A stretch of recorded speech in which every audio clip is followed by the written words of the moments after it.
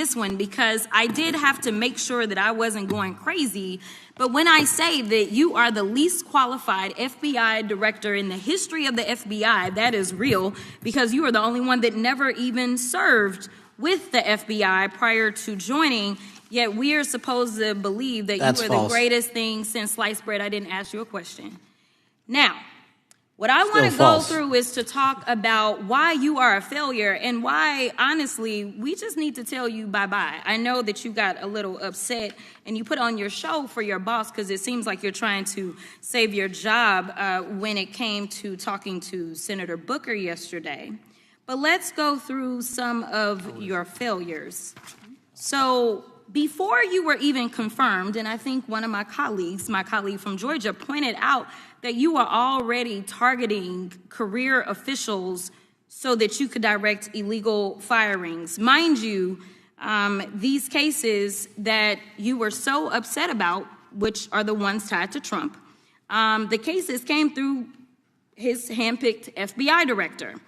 And frankly, when people sit around and say things like, oh, you know, we're happy because now we feel safe. I don't know who feels safe in this country except for the white supremacists, because I specifically as a black woman definitely don't feel safe. And frankly, my colleagues have been real nice to you today, and I applaud them, but I don't have the same demeanor because I know that multiple colleagues on this side of the aisle have faced death threats. In fact, somebody tried to kill one of my colleagues. And frankly, I don't know if this FBI or under your leadership, if those people would have been caught. I don't have any confidence in you. And if we start talking about the reasons that I lack confidence, we could start with you not just wanting to acknowledge some simple facts. Simple facts like the vast majority of the threats are coming from right-wing extremism. And I know my colleagues have tried to stress this, but I decided that I would maybe do it in a different way. Number one, I have a couple of UCs. Kim Buck, one of multiple Republicans receiving death threats for voting against Jim Jordan as House Speaker. Without objection. Another one, Republican lawmaker says she received death threats after voting against Jim Jordan in Speaker's race. Without objection. In addition, there was another one from another colleague who now is leaving Congress because they said that they were calling his wife anonymously and threatening her life to the extent that she ended up sleeping with a firearm. Without objection. Okay, so here's the deal. How are we supposed to have confidence when you're sitting up here telling the Senate yesterday that it will take you 14 years before you can get the FBI fully staffed to do their jobs? You're also now redirecting resources so that they can go and play ICE agents on the streets. You're getting rid of your most qualified people. And even when it came down to somebody that you consider to be a friend, you were posted up having some fancy dinner to the extent that you posted not only once erroneously, you posted twice erroneously as it relates to catching somebody. And then you want to go and say, let me take a victory lap. Because honestly, if it wasn't for parents deciding that they were going to turn in their child, it seems like y'all wouldn't have got there, even though he literally confessed online. So I'm confused about what it is that the FBI is doing except for trying to put on a show for The Apprentice or whatever you want to call him. The day after all of this took place, there was domestic terrorism that was taking place at HBCUs. They were targeted. Yet I didn't hear anything from the FBI about what was going on. And again, black people kept saying, how did we end up in this? Because the numbers are so very clear that white supremacy is a problem.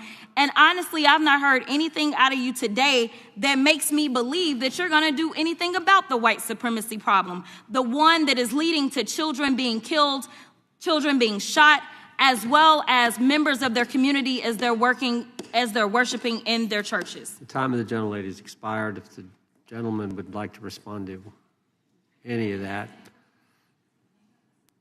Well, I mean, I'll respond. Kash Patel, as I said when I introduced him, public defender, former prosecutor, top staffer on the House Intelligence Committee, Deputy Director of National Intelligence with the National Security Council, Chief of Staff at the Department of Defense, and FBI Director. I think that's pretty good resume for the guy who's now running the top law enforcement agency in our country.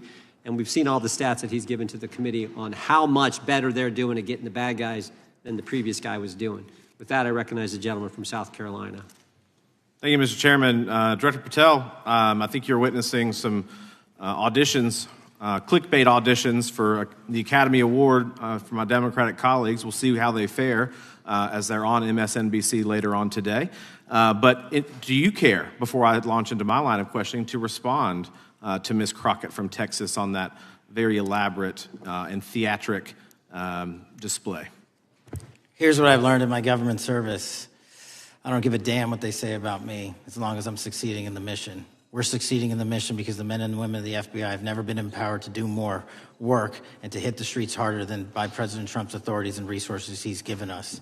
And so all I care about is that we are capturing more child predators than ever before, taking more drugs off the streets than ever before, that we are capturing murderers at a significantly historic rate, and we're delivering this country the lowest murder rate in recorded history. That are facts that you cannot dispute. But you can come at me all you want. I don't care.